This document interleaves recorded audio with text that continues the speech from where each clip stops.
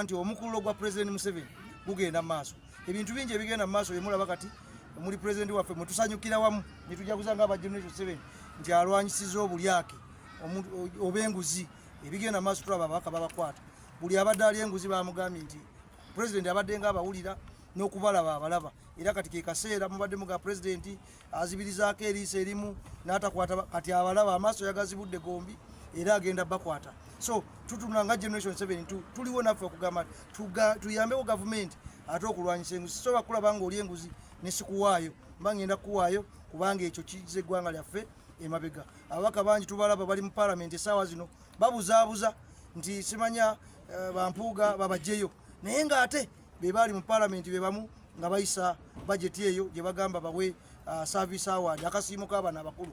Kitegeeza ababaka bonna balyake era mu parliament ababaka bonna balyake tetwagala beeyibaale ffe nga abavubuka ab'omulembe guno Museveni tubalaba era tubatunuza amaaso ameka abiri. Twagala okwebaza omutonzi olw'omukisa guno ogutuweereddwa okugenda ekyankwanzi mu institute yaffe ya gavumenti.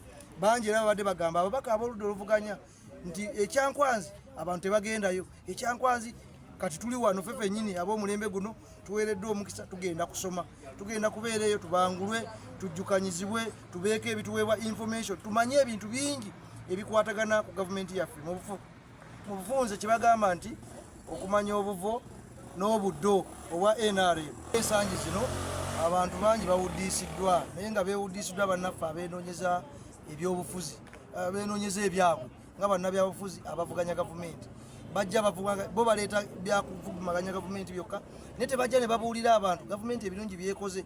Kati kino kye baleeta nga bavuma buvumi gavumenti bajoogerako bibi byokka kireetedde abavubuka bangi okulaba nga kati nange sijja kwakuba naawe ne woba ggwe tosobola kuwagira kintu kyosobola kulabirako. Naye ate twagala okukubiriza abavubuka nti NRM tugirabirako ebintu bingi era mulaba waliwo omukolo oguteekeddwa nga 5 ogenda okucelebratinga ebirungi bya NRM wansi w'obukulembeze bwa President Museveni. Kitegeeza abavubuka ffe abeegattira mu kyaffe tugenda nsaasaanya amawulire mu ggwanga lyonna okwetoola nga tuyita mu structure zaffe eza Generation 7 okulaba nga buli muvubuka at least ku luno omulundi guno akkiririza mu gavumenti yaffe. Na maaso bagamba nti mu ddwaliro teri ddagala abasawo babba eddagala naye ate abantu ne mufundikira nga mugamba President Museveni mukyamu. Ninjagala okubabuuza nti President Museveni yakola emulago oba yakola mu health centers eziri mu byalo byammwe?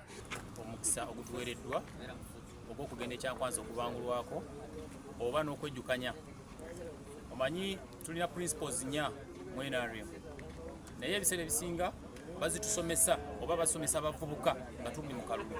Olwaleero tusazeewo tugende ku National Leadership Institution eya Uganda ekyankwanzi tubangule ku ba coordinator baffe aba region n'aba sub region mu Uganda yonna. Yenguzi ndakwebaza His Excellency Yoweri Kaguta Museveni nga bwagigemye kanabwala ba minister abandi baabo batandise bagema ninze mweno we Busoga sub region coordinator agezizza okusindikayo abantu corruption bagema abantu abamataka nga Mwiganga omwo manjino era ndakwebaza RDC Weiganga na RPC Weiganga ni regional shahidi ni DPC ni chairman NRM Haji Warubi. Okusomoza okuliye waife Busoga kubaire kwa corruption abali benguzi babaire bangi mu department sidona era bangi bakoseze etya esize okutukosa ino okusinzira ku muntu owa wansi ku Ssentebe Dawe Domusolo